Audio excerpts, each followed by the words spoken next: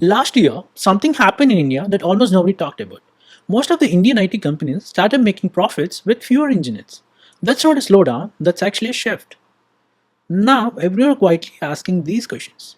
Is coming, jobs are going. Should I be worried? And the answers you hear for these questions are usually extreme. Either people are saying AI will take over everything or nothing is going to happen. But both these answers are not useful. So in this video, I want to give you a clear way to think about it. Not some programming language to learn, not an AI tool to use. Something more fundamental. People are asking, will AI take my job? That's actually a wrong question to ask. The correct question to ask is, how would AI change the way I work? Before getting in there, let's understand with some simple example which happened in the past. The ATMs. When ATMs came to India, people told that bank tellers would lose their jobs.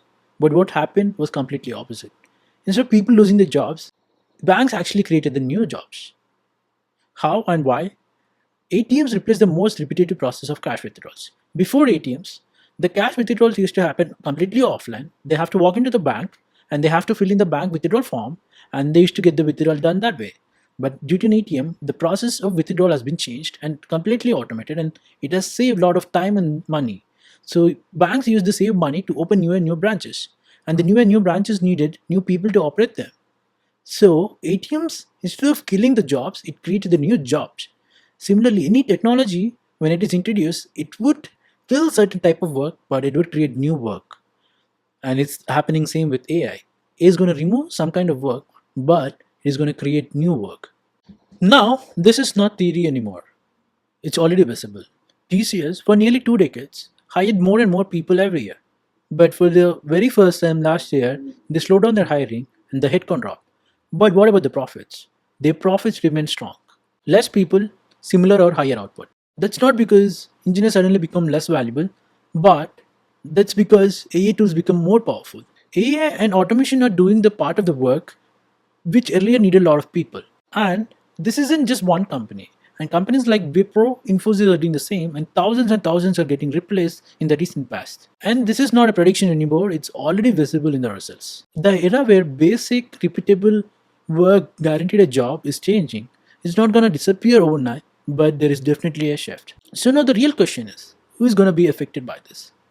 If your job is repetitive, you're doing the same task every day, same way, then there is a high probability that AI would automate these kind of job. But if your work is more human centric, where it involves human judgment, understanding people, solving new problems every day, these kind of work gets more valuable in the future. Think about a doctor. AI can read an X-ray, but can it sit with the patient and make them understand what they're going through? It's not easy, right? Think about a teacher. AI can deliver great content, but can it understand why a particular student is not able to grab something or not able to do well? Not easy, right? And the salesperson. AI can write great emails, might generate leads, but can it close a deal with a difficult client? Not easy.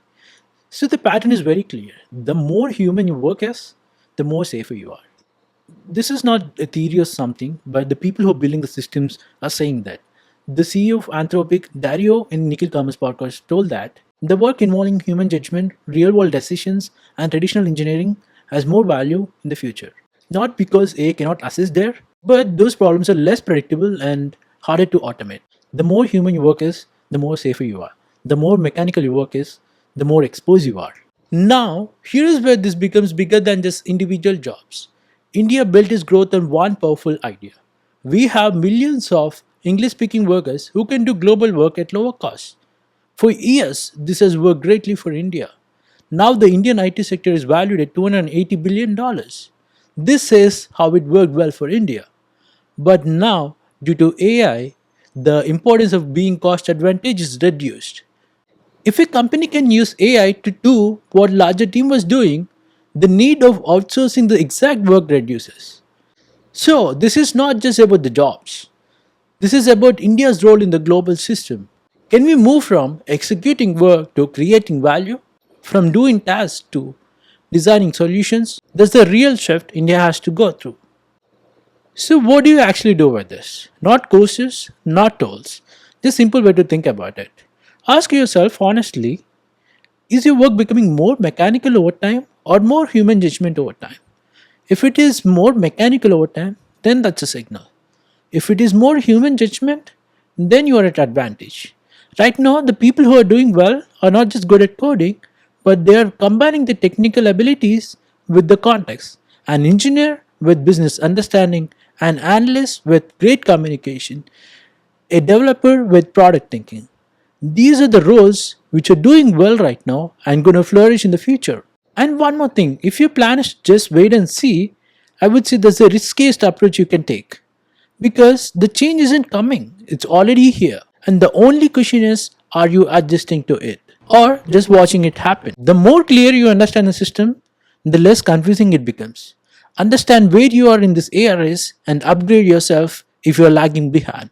And thank you for watching and see you in the next video with another topic.